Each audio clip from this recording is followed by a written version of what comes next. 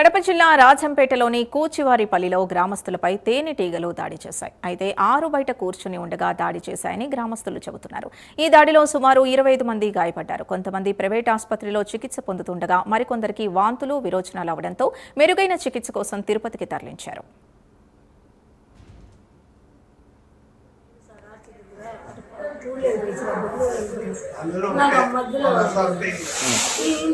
చెట్టు ఉంటుంది మాయ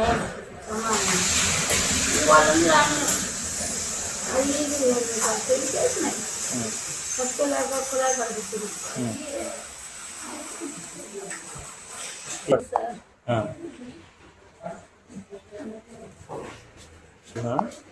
మేము ఏడున్నాము, ఎన్ని హాస్పిటల్లో ఉన్నారో తెలియదు సార్.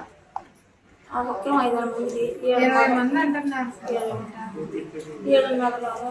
మా పాప బయట ఉండేది. మా పాపకు 4 మలుపు ఉండేటప్పటికి మా పాప ఇంట్లోకి వస్తానే మా పాప బండి తీసి ఇసిరేసేసినాను. పిల్లల్ని ఇంట్లో దోసేసినాను. అంత లోపల కాసేపటికి ఇవి తోలేటప్పటికి మా నాన్న వచ్చినాడు.